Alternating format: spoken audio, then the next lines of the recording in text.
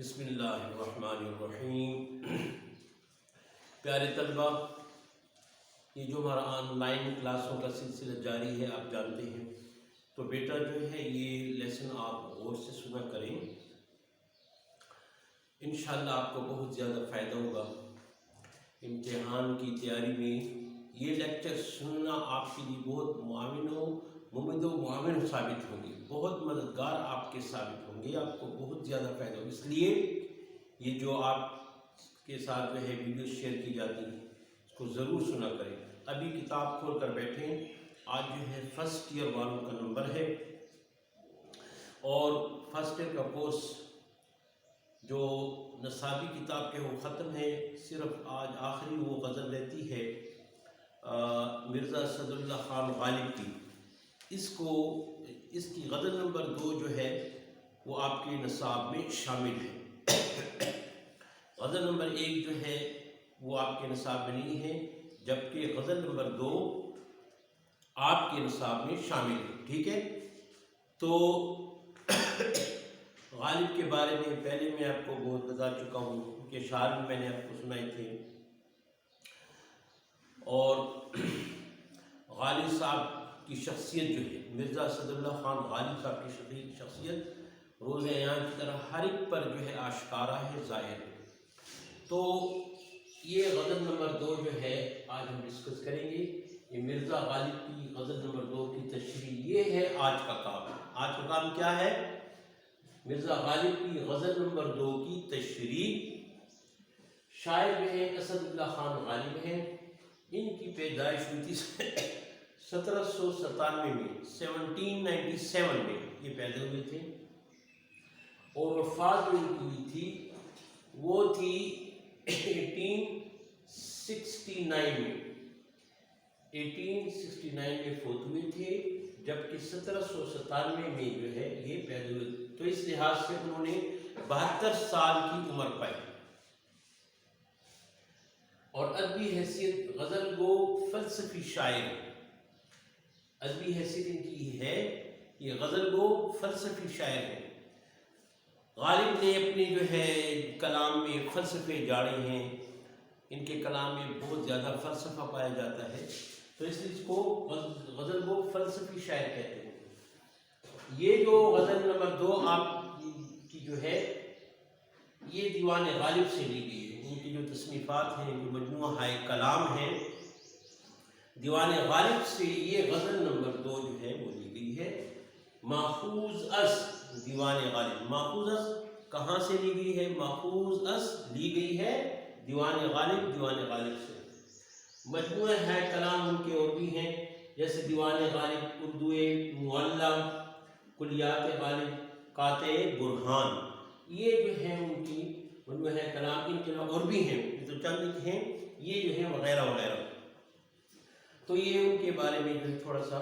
Introductory بات تھی، میں نے آپ کے اس کے علاوہ جو کہ یہ حالات زندگی ہم نے پڑھے تھے۔ ابھی جو ہے غزل نمبر 2 کی تشریح ہم نے کرنی ہے، یہ امپورٹنٹ بھی ہے بورڈ کی ایگزامینیشن کے پوائنٹ آف ویو سے، یہ امپورٹنٹ ہے، اکثر اس سے جو ہے اشعار تشریح کے لیے پیپر میں دیے جاتے ہیں۔ تو پہلا شعر جو ہے جسے مطلع کہتے ہیں، ہزاروں خواہشیں ایسی کہ ہر خواہش پہ دم نکلے، بہت نکلے میرے ارمان لیکن پھر بھی کم نکلے۔ ہزاروں خواہشیں ایسی کہ ہر خواہش پہ دم نکلے، بہت نکلے میرے ارمان لیکن پھر بھی کم نکلے۔ تو اس شعر میں شاعر نے انسان کی فطرت کو بیان کیا ہے، یہ فلسفہ جاڑا ہے کہ انسان کی زندگی میں بہت زیادہ خواہشات ہوتی ہیں، ایک لامتناہی سلسلہ خواہشات کا جو ہے انسان کی زندگی، پیدائش بچپن سے لے کر موت تک، یہ سلسلہ خواہشات کا ختم نہیں ہوتا۔ جب انسان دنیا میں آتا ہے، آنکھیں کھولتا ہے، بچہ ہوتا ہے، بچپن کی زندگی میں مختلف خواہشات ہوتی ہیں، کھیلنے کی خواہش، اور جو ہے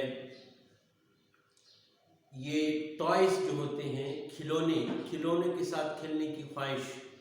کھانے پینے کی چیزوں کے ساتھ رغبت، اور آپ نے دیکھا ہوگا کہ چھوٹے چھوٹے بچے جو ہے والدین کہتے ہیں ہمیں باہر دکان پہ جنرل اسٹور والے سے ہمیں بسکٹ خرید کر لے کر دیں، ٹافیاں خرید کر لے کر دیں. تو یہ بچپن کی خواہشات ہیں. اسٹڈی کے ساتھ شغف ہوتا ہے بعض بچوں کو، تو استاد جو ہے کیا کہتے ہیں، چھٹی جو ہے ہمیں مل جائے، اسکول چھٹیاں ہو جائیں، ہم چھٹیاں گزاریں، سبق کے جو ہے دھندے سے ہم جو ہے ہمیں چھٹکارا مل جائے. یہ بچپن کی خواہشات. تو یہ جو ایک لامتناہی سلسلہ خواہشات کے انسان کی زندگی میں ہوتے ہیں، یہ ختم نہیں ہوتی. ایک خواہش پوری ہو جاتی ہے، دوسری خواہش جنم لیتی ہے، دوسری خواہش پوری ہو جاتی ہے، تیسری خواہش جنم لیتی ہے. تو یہ جو ہے انسان کے اندر اللہ پاک میں جو ہے یہ خواہشات کا جذبہ رکھا ہوا ہے. اور یہی ہے کہ دنیا جو امتحان اسی لیے ہے. ایک طرف تو خواہشات ہیں، یہ خواہش پوری ہو جائے، وہ خواہش پوری ہو جائے، ایک خواہش پوری ہو جاتی ہے، دوسری خواہش شروع ہو جاتی ہے. تو یہ جو ہے امتحان ہے دنیا میں کہ خواہشات کو بھی پورا کرنا، پر پورا کرنے کے ساتھ ساتھ دیکھیں بعض خواہشات ایسی ہیں جو مالک و رازق جو رب العالمین ہے اس کی مرضی کے خلاف ہوتی ہیں، ان خواہشات سے ہمیں منع کیا گیا ہے. لیکن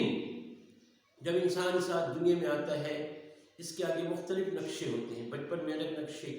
جوانی میں طالب علمی کی زندگی میں الگ نقشے، پھر جوان ہو جاتا ہے، پھر جو ہے شادی کی خواہش، محبوب کو حاصل کرنے کی خواہش، اور جو ہے عہدے کی خواہش، نوکری کی خواہش، کاروبار کی خواہش، اور شادی کے بعد بچوں کے ہونے کی خواہش. یہ جو ہے لامتناہی سلسلہ ہے. یہ دنیا جو امتحان گاہ ہے. اس میں اللہ پاک دیکھ رہا ہے کہ یہ خواہشات کی طرف مائل ہوتا ہے یا میری جو ہے فرمان برداری کرتا ہے، میری طرف یہ کتنا آ رہا ہے، مجھے جو ہے میری رضا کے اس کو کتنا خیال ہے، یا خواہشات میں لگا ہوا ہے. تو رب کو چھوڑ دینا، خواہشات میں لگ جانا، یہ بھی جو ہے منع ہے. تو خواہش اس شعر میں جو ہے انہوں نے کہا ہے کہ انسان کی ہزاروں خواہشیں ایسی کہ ہر خواہش پہ دم نکلے. کہتے ہیں کہ میری زندگی میں ہزاروں خواہشیں ایسی ہیں کہ اس کو حاصل کرنے کے لیے ہم جو ہے مرنے کو بھی تیار ہو جاتے ہیں. دم نکلنا، مرنا. کیسے کاش میری خواہش پوری ہو جائے، جو سی بھی خواہش ہو، اس کے لیے اس شدت سے اس کو چاہنا، کسی چیز کو اس شدت سے چاہنا، میری جان نکل جائے لیکن یہ چیز مجھے جو ہے حاصل ہو جائے. تو کہتے ہیں کہ زندگی میں انسان کی زندگی میں بڑی خواہشات ہوتی ہیں. تو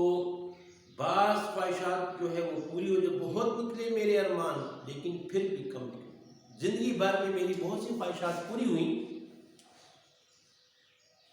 مثال کے طور پر اچھا شاعر بن گیا، اور جو ہے میرے اندر قابلیت آ جائے، قابل بھی تھے، اور بہت سی خواہشات ہیں. کہتے ہیں کہ میری بہت سی خواہشات تو پوری ہوئیں. ان بہت سی خواہشات کے پوری ہونے کے ساتھ ساتھ پھر بھی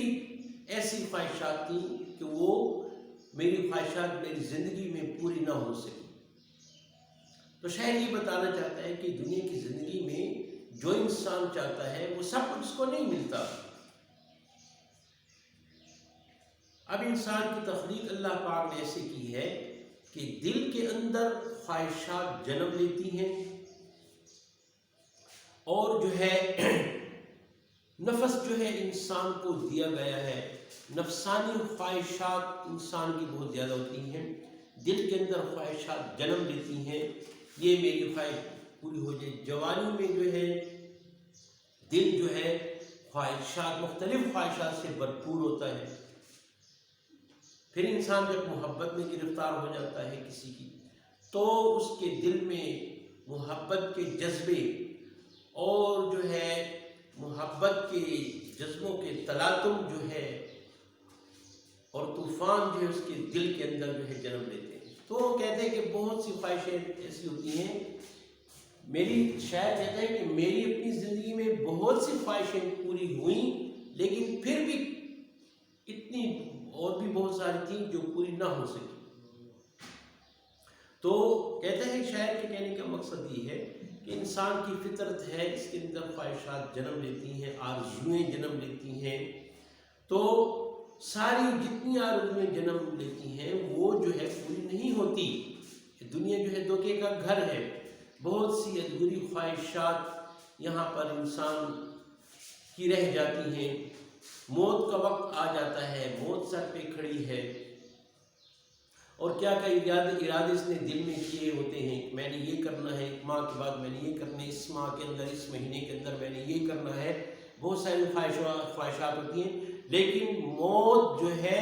اچانک آتی ہے، اچانک آ جاتی ہے. اس کی خواہشات یہاں پر درے کی درے رہ جاتی ہیں. خواہشات ساری یہاں پر رہ جاتی ہیں، اور 2 ہاتھ 2 پاؤں لے کر دنیا سے چلا جاتا ہے. تو دنیا جو ہے یہ خواہشات یہاں پر پوری نہیں ہوتی. خواہشات تو آپ کے دل میں بہت جنم لے گی، لیکن ساری خواہشات یہاں پہ پوری نہیں ہوتی. یہ دنیا تماشا نہیں ہے، یہ عبرت کی جا ہے، تماشا نہیں ہے. عبرت کی زندگی، انسان کی زندگی بڑی جو ہے عبرت کی ہے.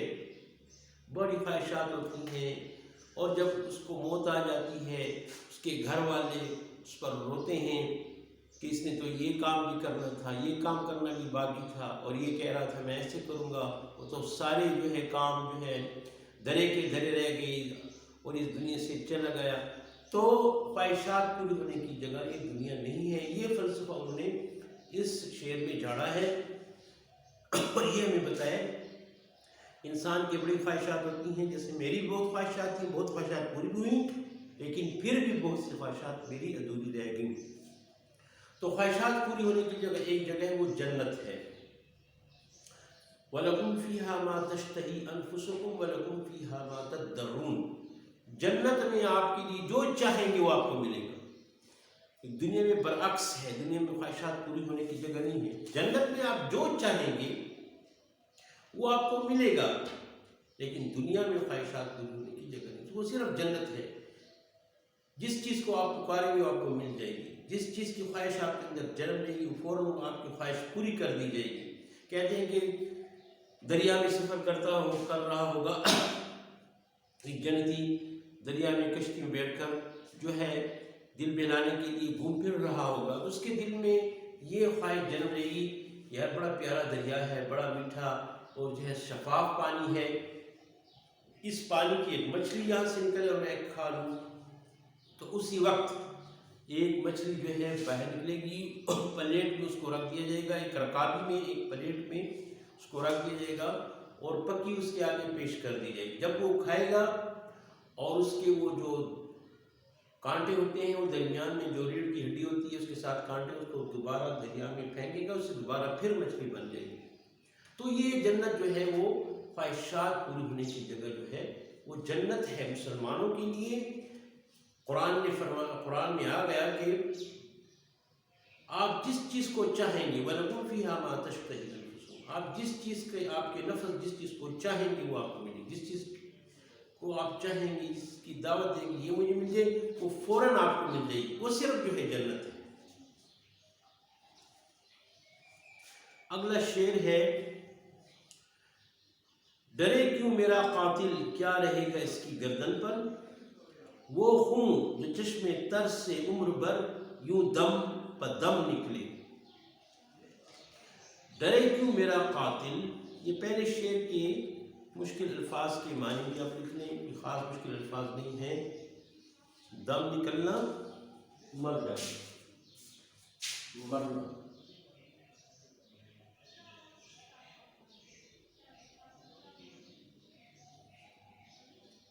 دم نکلنا، مرنا. ارمان، خواہش، ارمان، خواہش.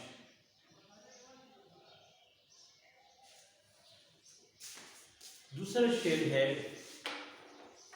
اس شعر کا موضوع جو ہے پہلے شعر سے مختلف ہے، اور غزل کا یہ جو ہے وہ ہوتا ہے اسلوب کہ مختلف شاعر کے مختلف عنوان ہوتے ہیں. تمام مطلع سے لے کر مقطع تک تمام اشعار کا ایک عنوان نہیں ہوتا، وہ نظم میں ہوتا ہے۔ ڈرے کیوں میرا قاتل، کیا رہے گا اس کی گردن پر وہ خون جو چشم تر سے عمر بھر دم بدم نکلے۔ یہاں پر قاتل جو ہے کنایتاً اس نے اپنے محبوب کے لیے استعمال کیا ہے۔ وہ محبوب کو اپنا قاتل گردانتا ہے، اپنا قاتل سمجھتا ہے محبوب کو، کہ محبت میں جو محبوب کی طرف سے اس کو غم ملتے ہیں، اس کو دکھ اور درد بری زندگی یہ جو ہے گزارتا ہے محبوب کے ہاتھوں، تو وہ دکھ اور درد بری زندگی کو وہ جو ہے موت سے متشابہ، موت سے جو ہے وہ موت سے متشابہ کرتا ہے، موت کے ساتھ وہ تشبیہ دیتا ہے کہ اس دکھ بھر اور درد والی زندگی کی مثال جو ہے وہ مرنے کی ہے۔ میرا جینا جو ہے مرنے کے برابر ہے، اس جینے کا کیا فائدہ جو ہے کہ میں اپنے محبوب کے ہاتھوں رونا تو ایک طرف، بلکہ خون کے آنسو میں روں، جس زندگی میں خون کے آنسو روں محبوب کے ہاتھوں، تو یہ زندگی جو ہے ایسی ہے جو مرنے کے برابر ہے، اور محبوب میرا قاتل ہے، اس کے ہاتھوں میں مر رہا ہوں، اس لیے اپنے محبوب کو قاتل سمجھتا ہے کہ یہ میرا، ڈرے کیوں میرا قاتل، میرا قاتل سمجھو میرا محبوب، کیا رہے گا اس کی گردن پر وہ خون جو چشم تر سے عمر بھر یوں دم بدم نکلے۔ چشم تر، وہ چشم جس سے آنسو نکلتے ہیں، آنسو پانی کی مانند ہوتے ہیں، چشم تر ہو جاتی ہے۔ چشم تر جو ہے وہ آنکھ جو زیادہ روئے۔ تو انسان پر جب یہ رونا جو ہے نا مختلف حالات میں انسان پر آتا ہے، زیادہ غم کی وجہ سے بھی انسان روتا ہے، خوشی کی وجہ سے بھی انسان روتا ہے، خوشی کی وجہ بہت زیادہ خوشی سے بھی انسان کو رونا آ جاتا ہے، اور بہت زیادہ غم کی شدت سے بھی انسان کو رونا آتا ہے۔ جب اس کے دل کو چوٹ لگتی ہے، اس کے دل کو تکلیف ہوتی ہے، اس کے دل میں درد پیدا ہوتا ہے، تو اس کا اظہار آنکھیں کرتی ہیں۔ جب اس سے خون جو ہے آنسو نکلتے ہیں، آنسو نکلنے کا مقصد یہ ہے کہ اس کو انتہائی اس کے دل پر چوٹ لگی ہے، جس کی وجہ سے اس کے آنسو نکل آئے۔ تو انسان پر جب، تو میں یہ کہہ رہا تھا کہ مختلف وجوہات ہوتی ہیں رونے کی۔ ایک تو زیادہ غم کی وجہ سے بھی رونا آتا ہے، ایک محبت میں بھی رونا آتا ہے، محبت میں انسان اکثر روتا ہے، محبت کی وجہ سے بھی رونا آتا ہے، کسی سے محبت ہو جائے اس محبت کی وجہ سے بھی انسان کو رونا آتا ہے، اور اس کے علاوہ زیادہ خوشی سے بھی رونا آتا ہے، اور پاگل پنے کی وجہ سے بھی انسان کو رونا آتا ہے۔ جب انسان کے ہوش حواس کام چھوڑ دے، اپنے فائدے نقصان کو نہ سمجھے، سردی گرمی کو محسوس نہ کرے، عزت ذلت کو محسوس نہ کرے، اس پر پاگل پن طاری ہو جائے، تو پاگل پنے کی وجہ سے بھی انسان کو رونا آتا ہے۔ ہنسی بھی آتی ہے پاگل پنے کی وجہ سے، اور رونا بھی آتا ہے۔ آپ جو ہے کسی یہ جو گورنمنٹ کے پاگل خانے ہوتے ہیں، وہاں پر پاگل لوگوں کو انہوں نے قید کیا ہوتا ہے، تو آپ وہاں پر جا کر دیکھیں، عبرت کے لیے جائیں، وہاں مینٹل ہاسپٹل میں آپ جائیں، تو وہاں پر مختلف کمروں میں آپ جو ہے مختلف پاگل اور جو ہے دیوانہ لوگوں کو آپ پائیں گے، تو آپ دیکھیں گے کوئی ہنس رہا ہوگا، کوئی چیخیں مار مار کر رو رہا ہوگا، کوئی اپنے بالوں کو کھینچ کھینچ کر رو رہا ہوگا۔ تو پاگل پنے کی وجہ سے بھی رونا آتا ہے، غم کی وجہ سے، محبت کی وجہ سے، اور زیادہ خوشی کی وجہ سے، اور بھی بعض اسباب ہیں جس کی وجہ سے انسان کو رونا آتا ہے۔ تو کہتے ہیں جب انسان بہت زیادہ روتا ہے، آنسو جب خشک ہو جاتے ہیں، اس قدر روئے کہ آنسو خشک ہو جائیں، تو اس کے بعد پھر آنسو کی جگہ جو ہے خون آتا ہے آنکھوں میں، پھر اس انسان کو پھر آنکھوں سے جو ہے آنسو کی بجائے پھر خون آنا شروع ہوتا ہے، پھر خون کے آنسو روتا ہے۔ ایک شدت غم اس قدر اختیار کر جائے کہ روتے روتے آنسو ختم ہو جائے، تو اس کے بعد پھر انسان کو خون کے آنسو ہوتا ہے، پھر خون اس کی آنکھوں سے آتا ہے، تو وہ حالت انسان کی بڑی ناگفتگو ہوتی ہے، بڑی جو ہے خستہ حالت ہو جاتی ہے جب انسان کی، تو پھر ایسا رونا آتا ہے۔ تو شاعر کہتا ہے کہ وہ خون جو میری چشم تر سے عمر بھر نکلتا رہے، اب میں خون کے آنسو جو ہے عمر بھر روتا رہوں قاتل جو ہے محبوب کے ہاتھوں، تو ظاہر ہے یہ میرا قاتل ہے، لیکن اس میرے محبوب کو اس کی فکر نہیں کرنا چاہیے کہ اس نے جو مجھے مار رکھا ہے اس نے مجھے، اور جو ہے اس نے مجھے قتل کر دیا ہے، یہ جو ہے قاتل حکومت جو ہے اس کو نہیں پکڑے گی کہ جو اس کا قاتل ہے، یہ میں اپنے ہاتھوں خود جو ہے قتل ہو رہا ہوں محبوب کی وجہ سے، سبب جو ہے میرا محبوب ہے۔ اصل میں وہ بات یہ بتانا چاہتا ہے، کنایتاً اس نے یہ بات کی ہے کہ میرے محبوب کو فکر نہیں ہونا چاہیے کہ چونکہ میری حالت جو ہے نیم بسمل ہو گئی ہے، میری زندگی جو ہے مردوں کی طرح ہے، اس قدر اس نے مجھے دکھ اور جو ہے محبت میں اس کی جو ہے جدائی کی وجہ سے، اور اس کی جو ہے میری طرف التفات نہ کرنے کی وجہ سے، اور مجھے جو ہے اہمیت نہ دینے کی وجہ سے، اور میری محبت کا جواب محبت سے نہ دینے کی وجہ سے،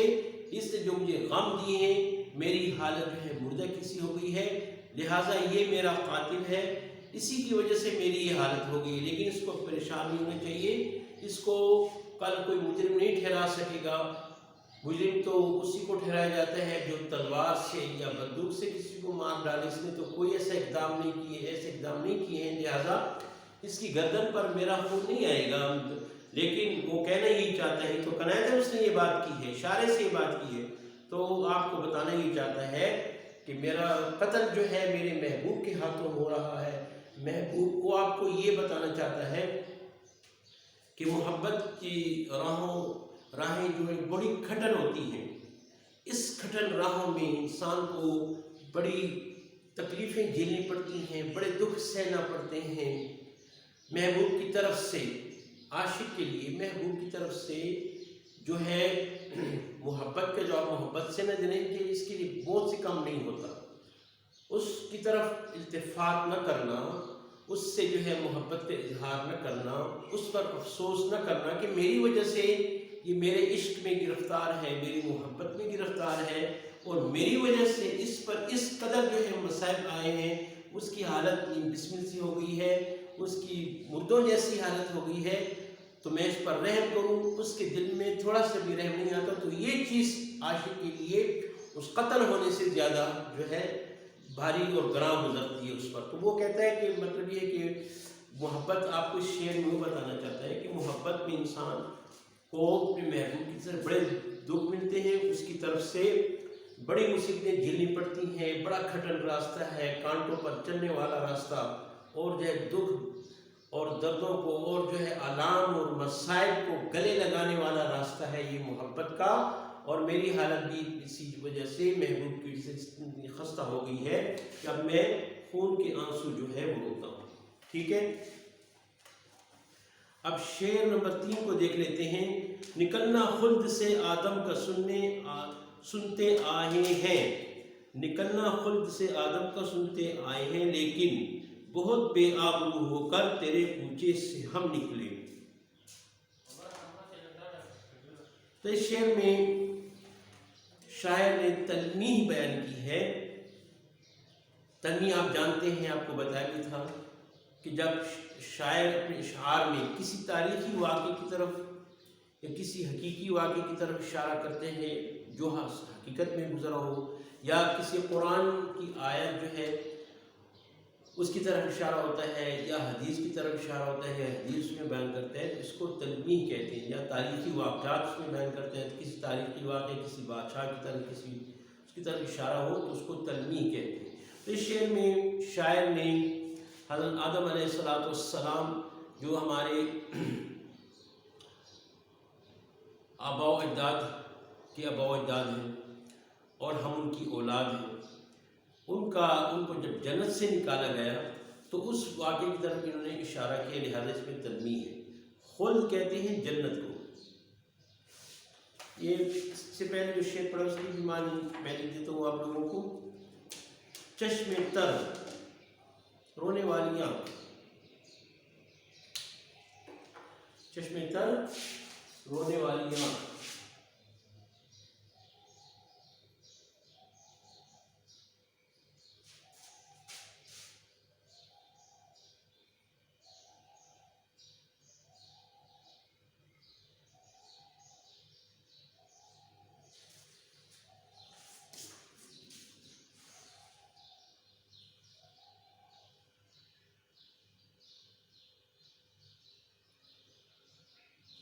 دم بدم،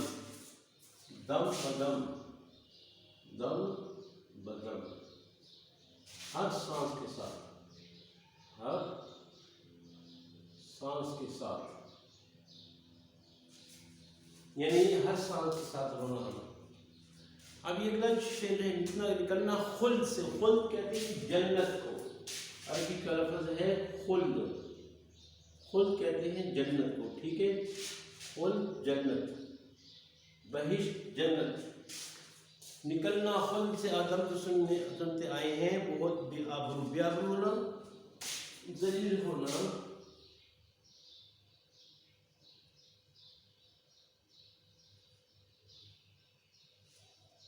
ذلیل ہونا، ذلیل ہو کر نکلنا، تذلیل ہونا، عزت کا کھو جانا، بے آبرو ہونا۔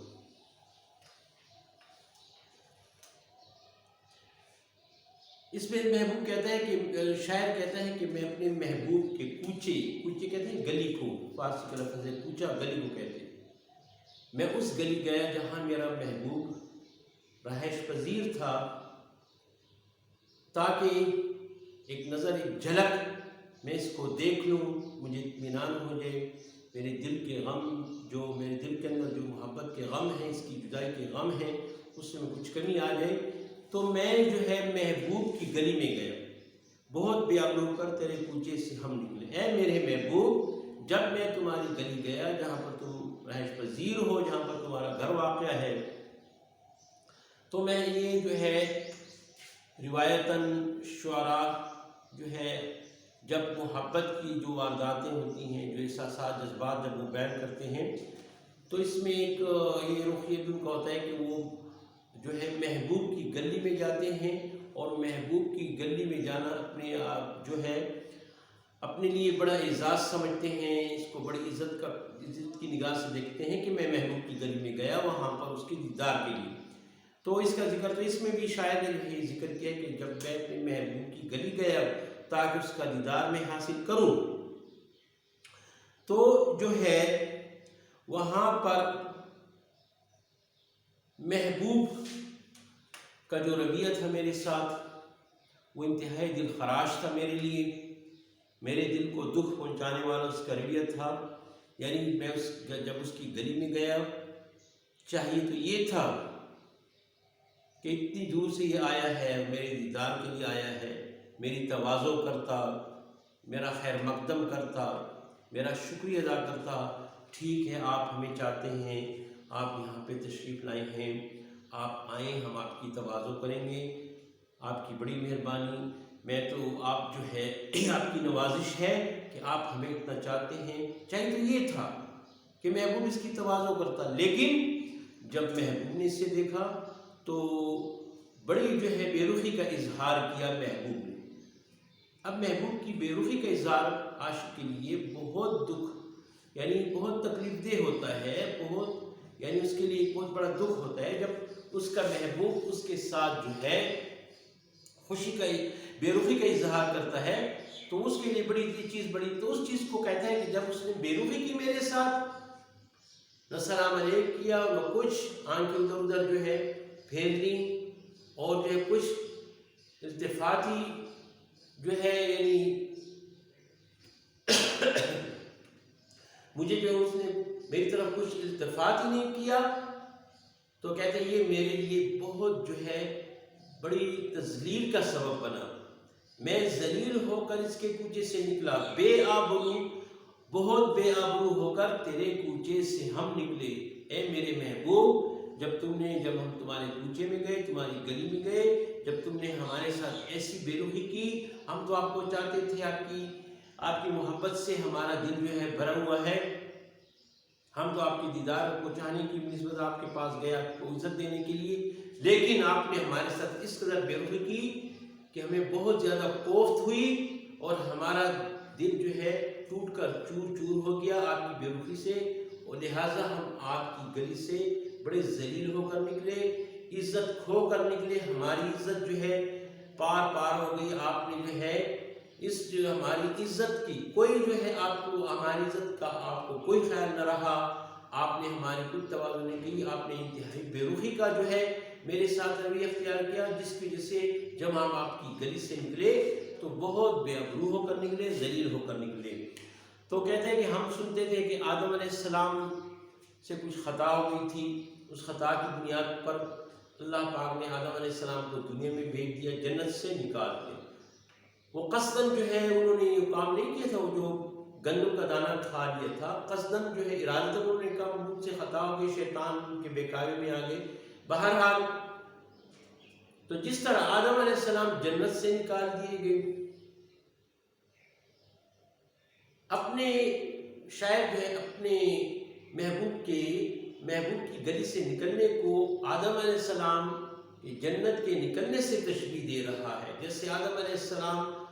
نے جو ہے خطا کی پاداش میں ان کو جنت سے نکالا گیا، اور ان کی جو ہے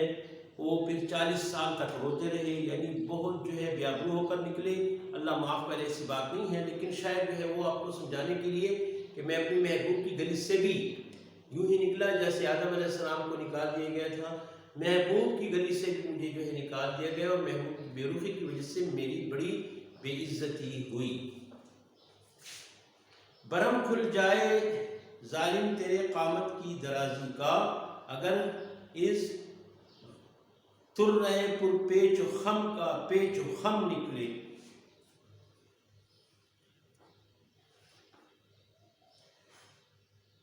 برہم کھل جائے ظالم تیرے قامت کی درازی کا،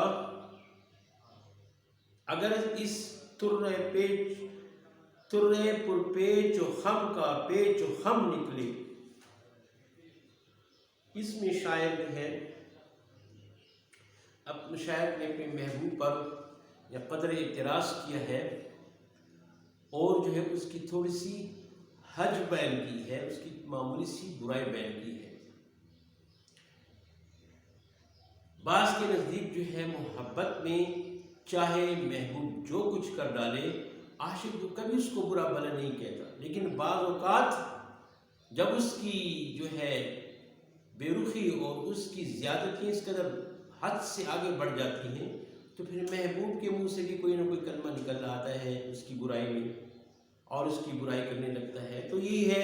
کہ وہ جو ہے محبوب کو کہہ رہا ہے کہ اے میرے محبوب، قامت کی درازی، قد کا لمبا ہونا، لمبا قد ہونا، قامت کی درازی لمبا قد ہونا، قامت درازی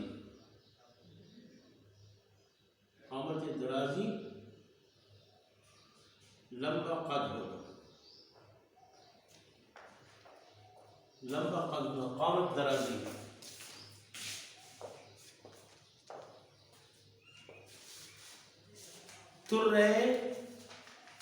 ترے پر پیچ و خم، ترا کہتے ہیں، ترے پر پیچ و خم،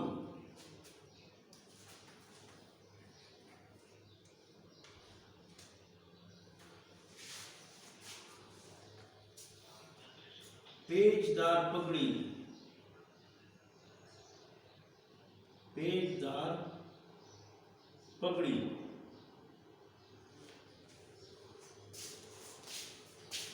تو اس شعر میں وہ جو ہے اپنے محبوب پر ایک جو ہے اس نے ایک چوٹ جو ہے لگانے کی کوشش کی ہے، چوٹ لگائی ہے، وہ یہ کہ اے میرے محبوب، اور تو جو ہے اپنے اس لمبے قد ہونے پر فخر کرتا ہے کہ دیکھیے میرا قد جو ہے، میں دراز قد ہوں. تو محبوب کی درازی قد جو ہے اس کے حسن کو بڑھاتی ہے. حسن کو چاند چار لگ جاتے ہیں جب محبوب کا قد لمبا ہو اور اونچا لمبا ہو اس کا قد، تو محبوب کی خوبصورتی میں اس سے اضافہ ہوتا ہے. تو اپنے محبوب سے جو ہے وہ مخاطب ہو کر کہتا ہے کہ اے میرے محبوب، تم اپنے قد پر فخر کرتے ہو کہ اللہ پاک نے مجھے دیکھیں کیسا اونچا لمبا قد دیا ہے، میرے قد کی درازی کی وجہ سے میری خوبصورتی ہے. تو اے میرے محبوب، یہ تمہاری غلطی ہے، بلکہ یہ جو تم نے پگڑی جو ہے سر پہ رکھی ہے، پیچ دار پگڑی. پہلے زمانے میں جوان پگڑی سر پہ رکھتے تھے اور بوڑھے بھی رکھتے تھے ان زمانے میں. تو کہتے اے میرے محبوب، جو تو سر پہ پگڑی باندھتا ہے اس کا جو ہے اس کی لمبائی کافی ہے، اور اس کو جو ہے گما کر آپ نے اس کو اتنا لمبا کر دیا ہے جس کی وجہ سے حالانکہ آپ جو ہے پست قد والے ہیں، چھوٹے قد والے ہیں، لیکن یہ آپ اتنی لمبی پگڑی جو پہنی ہے، یہی جو ہے اس کی وجہ سے آپ کا قد جو ہے وہ لمبا لگ رہا ہے، جس کی وجہ سے آپ کی حسن میں جو ہے اضافہ ہو رہا ہے کہ آپ کا قد اس سے بھی اتنا بڑا. آپ نے جو ہے یہ سوانگ مچا رکھا ہے، یہ سوانگ بنا رکھا ہے آپ نے، اور یہ جو ہے کہ جو ہے میں پگڑی باندھوں گا تو میرا قد اس سے جو ہے لمبا ہو جائے گا اور میری خوبصورتی میں اضافہ ہوگا. تو اے محبوب، تو ہمیں جو ہے تو لوگوں کو اپنی خوبصورتی میں اضافہ کر کے اپنا شیدائی بنانا چاہتا ہے، اپنا عاشق بنانا چاہتا ہے، اور تم بھی مطلب یہ ہے کہ اس بات پر خوش ہوتے ہو کہ لوگ مجھے چاہیں. اسی وجہ سے تم جو ہے لمبی ترنگی جو ہے پگڑی باندھ لیتے ہو جس کے کافی پیچ ہوتے ہیں. پیچ کہتے ہیں گول گول گھومے ہوئے ول جو ہوتے ہیں اس کو پیچ کہتے ہیں. بل جو ہوتے ہیں نا، بل وہ پگڑی کی اس طرح گول گول جو گھومے ہوتے ہیں اس کو پیچ کہتے ہیں. پیچ کا مطلب گول مڑے ہوئے. جس طرح پیچ آپ کسی پیچ کس کرتے، وہ پیچ کو کس کرتے ہیں، پیچ آپ لگاتے ہیں، اس کو گھماتے ہیں تو پیچ دار کا مطلب گول گھما ہوا. تو اے محبوب، تو اپنی پگڑی کی وجہ سے اپنے قد کو دراز جو ہے کر رہا ہے، جس کی وجہ سے آپ کی خوبصورتی میں اضافہ ہو رہا ہے. تم لوگوں کو اپنی طرف متوجہ کرنا چاہتے ہو. اب اس شعر میں شاعر نے جو ہے محبوب کی نفسیات کو جان لیا ہے، اور اس کو حالانکہ جو ہے جو سچے عاشق ہوتے ہیں یا ان کی جو مشرقی جو عاشق ہیں، ہمارے مشرق کے جو عاشق ہیں، اور وہ کیا کہتے ہیں محبت کے احساسات اور جذبات جو ان کے اندر ہوتے ہیں وہ اس کے خلاف ہے، یہ محبت کے آداب کے خلاف ہے. لیکن یہاں پر محبوب عاشق جو اپنے محبوب کو جو ہے وہ طنز کا نشانہ بنا، اس کو طنز دے رہا ہے، اس کو جو ہے تانا دے رہا ہے، اس پر طنز کر رہا ہے، اس کو تانا دے رہا ہے کہ آپ کی قد کی درازی جو ہے آپ کی اس پگڑی کی وجہ سے ہے. تو بعض اوقات یہ بھی ہوتا ہے کہ محبوب کی جو ہے وہ غلطی نوٹ کر لیتا ہے، پھر وہ شاعر بیان کر لیتا ہے، اس میں اس نے کی غلطی بیان کی ہے. تو یہ محبت کی وارداتیں ہیں، اس کو کہتے ہیں محبت کی وارداتیں. کبھی جو ہے محبوب کے گن گانا اور اس کی تعریف میں قصیدے پڑھنا اور اس کی تعریف میں زمین و آسمان کے کلابے ملانا، اور کبھی جو ہے اسی محبوب کو برا بھلا کہنا. یہ وارداتیں ہیں محبت کی، جو ہے کبھی کیسے اور کبھی کیسے. تو محبت کی وارداتیں مختلف اس نے بیان کر کے بعض اوقات جو ہے محبوب اپنے حسن کو بھی جو ہے وہ اعتراض کا نشانہ بناتے ہیں اور اس کو جو ہے طنز کا نشانہ بناتا ہے. اگلا شعر بھرم، اس میں جو ہے بھرم کی لکھ لیں. بھرم کا مطلب عزت، شرم، عزت، حیا، شرم، عزت، حیا، بھرم. تو کہتا ہے کہ اگلا شعر جو ہے ہوئی جن سے توقع خستگی کی داد پانے کی، وہ ہم سے بھی زیادہ خستہ تیغ ستم نکلے. خستگی، حالت خستہ ہونا حالت کا برا ہو جانا، انسان کی حالت کسی بیماری کی وجہ سے جب انسان کمزور ہو جاتا ہے، کسی کام کا نہیں رہتا، اس کو خستہ حالی کہتے ہیں۔ تو اپنی وہ شاعر کہتا ہے کہ محبت کے دوران جو ہے، محبت کی وجہ سے ہماری جو حالت خستہ ہو گئی ہے، محبت کا روگ جو ہے ہمیں لگ گیا ہے، اس کی وجہ سے ہماری حالت خستہ ہو گئی ہے، ہم جو ہے بہت مان پڑ گئے ہیں، ہم جو ہے دین دنیا سے نکل گئے ہیں، یہ ہماری جو خستہ حالت ہے۔ تو اس حالت کے پیش نظر ہمیں ایک ایسے جو ہے چارہ گر کی ضرورت تھی۔ چارہ گر کہتے ہیں علاج کرنے والے، ایسے چارہ گر کی ضرورت تھی، وہ ہمارا علاج کرتا، ہمیں ہماری اس گفتگو حالت سے ہمیں نکالتا، اور جو ہے وہ ہمیں تسلی دیتا، اور ہمیں جو ہے یہ مجھے جو انتہائی کٹھن حالات سے میں دو چار ہوں محبوب کی وجہ سے، محبوب کی محبت کی وجہ سے، اس محبت سے مجھے نکالتا اور جو ہے میرے دل کے روگ کا علاج کرتا۔ تو ایسے شخص کی ضرورت تھی، لہٰذا جس کو ہم نے ایسا جانا کہ یہ ہمارا چارہ دل کر سکتا ہے، یہ ہماری جو ہے ہوئی جن سے ہماری یہ توقعات ہوئی خستگی کی داد پانے کی، کہ ہماری حالت جو ہے وہ خستہ ہو گئی، ہم پر رحم کرے، ہمیں کہ واقعی آپ داد کے قابل ہیں، آپ کی جو ہے محبت میں اس قدر حالت جو ہے خراب ہو گئی ہے، آپ بہت خستگی سے گزر رہے ہیں، خستگی سے دو چار ہیں، خستہ حالت ہے آپ کی، مطلب یہ ہے کہ محبت کے روگ کی وجہ سے۔ تو وہ ہمیں تسلی دیتا، ہمیں داد دیتا، چلیں اس سے ہمارے حوصلے بڑھ جاتے کہ چلیں ہمیں داد دے رہا ہے، ہمیں تحسین دے رہا ہے، ہماری تحسین میں کلمات پڑھ رہا ہے، ہمیں جو ہے شاباش دے رہا ہے، ہمیں حوصلہ دے رہا ہے کہ خیر ہے، کوئی ایسی بات نہیں۔ تو جس سے ہماری توقعات تھی کہ یہ ہمیں ایسے جو ہے ہمارا جو علاج کرے گا، ہمارا چارہ گر ہوگا، ایسی باتیں جس سے ہماری یہ بیماری جو ہے ختم ہو جائے، ایسی باتیں کرے گا۔ تو جب ہمارے سے یہ توقعات ہوئی تو حقیقت میں ایسا نہیں تھا، وہ جن سے ہماری یہ توقعات تھی وہ ہم سے زیادہ جو ہے محبوب کی محبت کی تلوار سے ہم سے زیادہ جو ہے زخمی ہم نے ان کو پایا، وہ تو ہم سے زیادہ جو ہے عشق کی محبت میں گرفتار تھے۔ تو جب انسان محبت میں گرفتار ہو جاتا ہے تو وہاں پر جو کھٹن حالات اس پر آتے ہیں، جو مشکلات آتی ہیں، تو وہ چاہتے ہیں کہ ہمارا کوئی چارہ گر ہو۔ تو کہتے ہیں کہ ہماری قسمت یہ ہے کہ ہم نے جس کو اپنے لیے چارہ گر سمجھا کہ ہمارا علاج کرے گا، وہ ہم سے زیادہ جو ہے خستہ حالت میں تھا، اور وہ جو ہے محبوب کے ہاتھوں اس کا دل ہم سے بھی زیادہ زخمی تھا۔ محبوب کی جو ہے ان کے مظالم کی جو تلوار تھی، جس سے محبوب اپنے حسن کی وجہ سے جو ہے لوگوں پر ظلم ڈالتا تھا، وہ تو ہم سے بھی اس تلوار سے زیادہ زخمی نکلے، وہ تو ہم سے بھی زیادہ محبوب کی ہاتھوں زخمی تھے، وہ ہمارا کیا چارہ گر بنتے، وہ ہمارا کیا علاج کرتے۔ تو ہماری قسمت ایسی تھی کہ چارہ گر بھی جو ہے وہ ہمارے علاج کرنے والے بھی ہم سے زیادہ محبت میں گرفتار پائے۔ تو یہ اس قسم کی شعر بہنوں کہتے ہیں کہ محبت کی وارداتیں ایسی ہوتی ہیں کہ بعض اوقات کہتے ہیں کہ کوئی ہمارا چارہ گر ہو، کوئی ہمارا علاج کرے اس دل کی بیماری کا، تو جس سے ہماری توقعات تھیں وہ ہم سے زیادہ جو ہے محبت میں محبوب کے ہاتھوں جو ہے اس کے ملے ہوئے دکھوں کی وجہ سے اس کی حالت ہم سے بھی زیادہ خستہ تھی۔ محبت میں نہیں ہے فرق مرنے اور جینے کا، اسی کو دیکھ کر جیتے ہیں جس کافر پہ دم نکلے۔ دیکھیں اس میں جو عجیب فلسفہ انہوں نے بیان کیا ہے، سادہ الفاظ ہیں، اور سادہ الفاظ ہیر پھیر کر کے کتنا عجیب تخیل، اس نے کتنا اپنا خیال، بہت اونچا خیال بیان کیا ہے۔ اور محبت کی وارداتیں جو انسان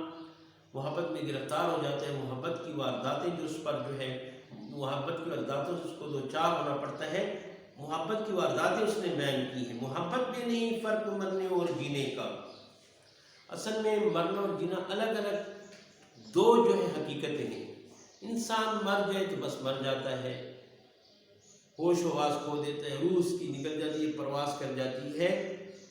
مردہ جسم ہو جاتا ہے۔ لیکن جب زندہ ہوتا ہے، دیکھتا ہے، کھاتا ہے، پیتا ہے، سنتا ہے، چلتا ہے، دل اس کا حرکت کرتا ہے، محبت کے احساس اور ہر چیز کے احساسات اس کے دل میں جنم لیتے ہیں۔ یہ الگ الگ چیزیں ہیں۔ اگرچہ مرنا اور جینا دو الگ الگ حقیقتیں ہیں، الگ الگ اصطلاحیں ہیں۔ مرنا الگ چیز ہے اور جینا الگ چیز ہے، لیکن محبت میں جینے اور مرنے میں کوئی فرق نہیں ہے۔ یہ اسی کو پتہ چلتا ہے جو محبت کی گرج سے گزرتا ہے اور جو ہے وہ محبوب کے عشق میں مکمل طور پر کھو جاتا ہے، تو وہ کہتے ہیں کہ محبت میں مرنے اور جینے کا فرق ہی نہیں ہوتا۔ حالانکہ مرنا اور جینا غلط ہے، دو چیزیں ہیں، دو حقیقتیں ہیں، لیکن محبت میں مرنا اور جینا ایک جیسا ہے۔ کیوں ایک جیسا ہے؟ اسی کو دیکھ کر جیتے ہیں جس کافر پہ دم نکلے۔ کافر سے مراد ایک آیتن جو ہے اس نے محبوب کو کہا ہے کہ ایک طرف تو محبوب کی جدائی میں اور اس کی طرف سے ملے ہوئے غموں میں اور اس کی بے رخی کی وجہ سے ہم پر ایسی حالت گزرتی ہے، ہم جو ہے اس قدر جو ہے وہ ہماری حالت ہو جاتی ہے اس کی طرف سے ملے ہوئے غموں کی وجہ سے کہ ہم نیم بسمل ہو جاتے ہیں، آدھے زندہ آدھے مردہ، ہم ختم ہو جاتے ہیں۔ اب یہ ختم ہو جانا ہے کہ دنیا کے نفع نقصان سے بے خبر، اپنی عزت ذلت سے بے خبر انسان محبت میں ہو جاتا ہے، تو یہ مرنے کے برابر ہوتا ہے۔ تو محبوب کے ہاتھوں جو دکھ ملتے ہیں اسے انسان مر جاتا ہے، لیکن اب اسی کے جو ہے اسی کی امید میں ایک دن مجھے مل جائے گا، اس کو میں حاصل کر لوں گا، اس امید پر ہم زندہ ہیں، اور اسی کو دیکھ کر ہمیں جو چین ملتا ہے، سکون ملتا ہے، ہمارے غم دور ہو جاتے ہیں، ہم زندہ ہیں۔ ورنہ جو ہے محبوب نہ ہو تو ہم بھی ختم ہو جائیں۔ تو کہتے ہیں یہ محبت عجیب سا جو ایک جذبہ ہے، جیسے وہ کیا نام ہے اکبر آل آبادی کہتے ہیں محبت کا جذبہ بھی عجیب چیز ہے، نہیں، محبت بھی عجیب چیز ہے، میری طبیعت کیا سے کیا ہو گئی، لگاوٹ بہت ہے تیری آنکھ میں، اسی سے یہ لگاوٹ بہت ہے تیری آنکھ میں، اسی سے یہ مطلب یہ کہ وہ کہتا ہے کہ محبت کا عجیب جذبہ ہے، میری طبیعت عجیب سی ہو گئی ہے، اے محبوب تیری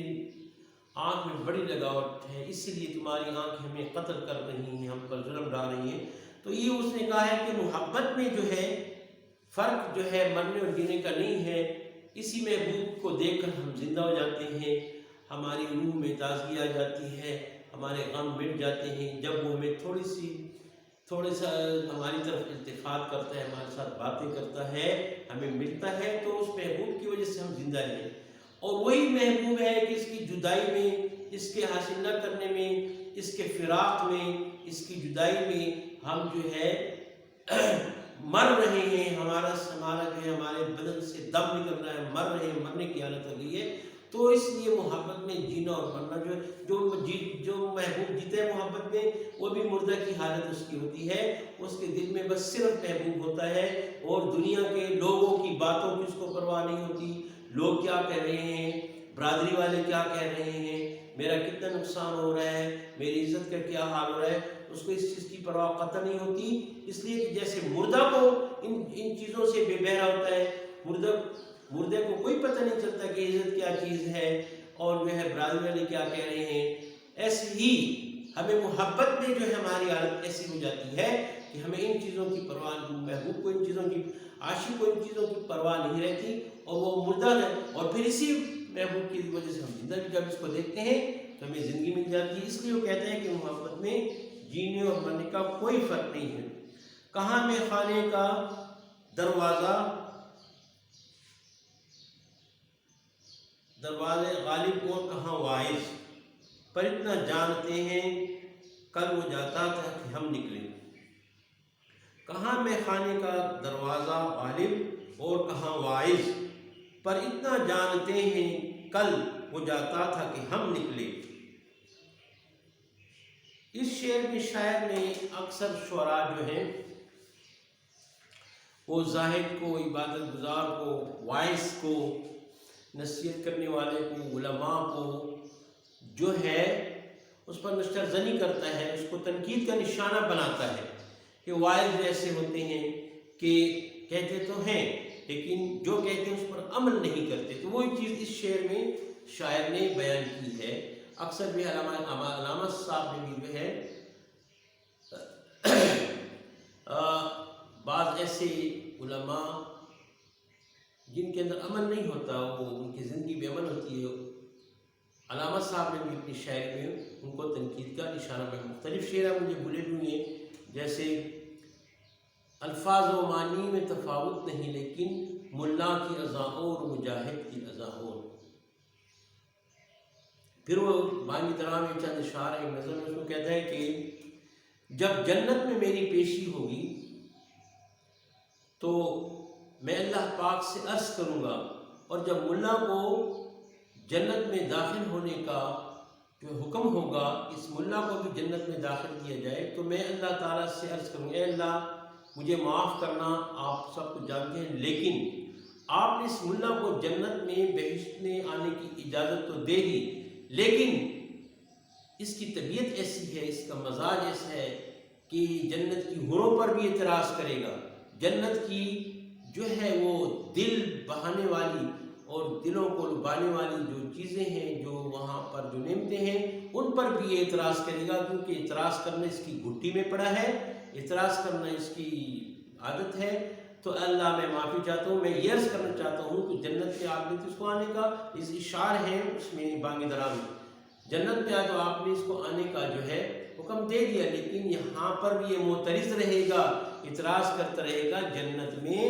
حوروں پر اور جو ہے جنت کے غلمانوں پر، جنت کی دوسری نعمتوں پر، یہاں پر بھی اعتراض کرے گا. تو اس طرح انہوں نے جو ہے ملا کو باتیں سنی ہے بے عمل، جو عمل جن کا نہیں ہوتا. تو اس شعر میں بھی شاعر کہتا ہے کہ کہاں میں خانے کا دروازہ غالب، کہاں دروازہ غالب اور کہاں وائز. کہتا ہے کہ میں خانہ کہتے ہیں شراب خانے، جہاں پر لوگ آتے ہیں شراب پیتے ہیں اور اپنی شراب کی تشنگی کو بجھاتے ہیں اور اپنے آپ کو شراب پینے سے جو ہے محظوظ کرتے ہیں، اس کا جو ہے اور اپنا نشہ پورا کرتے ہیں، اس کو شراب خانہ کہتے ہیں. وہاں پر بنتی ہے، لوگ آتے ہیں پیتے ہیں. تو غالب کہتے ہیں کہ میں شراب خانے سے نکل رہا تھا، اب شراب خانے میں مولوی کا، عالم کا، ملا کا جو دوسروں کو وائز کا مطلب نصیحت کرنے والا، جو دوسروں کو جو دوسروں کے لیے وائز ہے، واعظ و نصیحت کرتا ہے، پند و نصیحت کرتا ہے، دوسروں کو نصیحت دیتا ہے، اس کا میں خانے میں کیا کام ہے. لیکن میں بڑا حیران ہوا، مجھے حیرانی ہوئی کہ جب میں نکل رہا تھا شراب خانے سے شراب پی کر، تو کیا دیکھتا ہوں کہ وہی وائز جو ہے وہ شراب خانے کے اندر داخل ہو رہا. مطلب یہ ہے کہ اور لوگوں کو منع کرتا ہے کہ شراب مت پیو، اس میں برائی ہے، اللہ کی نافرمانی ہے، لیکن اس کے اندر بھی جو ہے شراب پینے کا جذبہ موجود ہے. یہ خود بھی جو ہے شراب سے نہیں بچ سکتا، تو ہاتھی کے دان کھانے کی اور دکھانے کی اور. اب جو ہے جو کہتا ہے یہ لوگوں کو جو ہے ریاکاری کے لیے کہتا ہے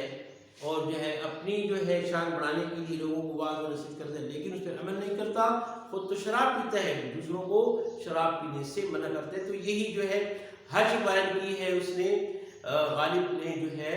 یہ بے عمل مولویوں کی. کہاں میں خانے کا دروازہ غالب اور کہاں وائز، پر اتنا جانتے ہیں کل وہ جاتا تھا کہ ہم نہیں، لیکن میں اتنا جانتا ہوں جب میں کل شراب خانے سے نکل رہا تھا وہ داخل ہو رہا تھا. تو شراب خانے میں جانے کا مطلب شراب پینے کی اور کیا ہو سکتا ہے. شراب خانے وہی جائے گا جو شراب کا عادی ہو، شراب پیتا ہو. تو میں کل آ رہا تھا، وہ جو ہے شراب جو ہے پی رہا تھا. اس لیے جو ہے یہ جو ہے وائز جو ہے خود تو دوسروں کو نصیحت، خود میاں فضیحت، دوسروں کو نصیحت، خود میاں فضیحت. تو جو ہے یہ اس میں شعر کا، یہ غزل کا مقصد تھا، آخری شعر تھا، اور اسی کے ساتھ اس کا غزل بھی ختم ہوا. آئندہ جو ہے تھوڑا سا کام ہمارا گرامر کا رہ گیا ہے، اردو 4 جو ہے وہ لیسن میں وہ بھی ختم ہو جائے گا. کتاب کا کورس تو سارا آپ کا جو شارٹ کورس تھا بورڈ نے جو آپ کے لیے وہ سارا ہم نے آپ کو پڑھا دیا، اچھی طریقے سے پڑھا دیا، کافی وضاحت کے ساتھ پڑھا دیا.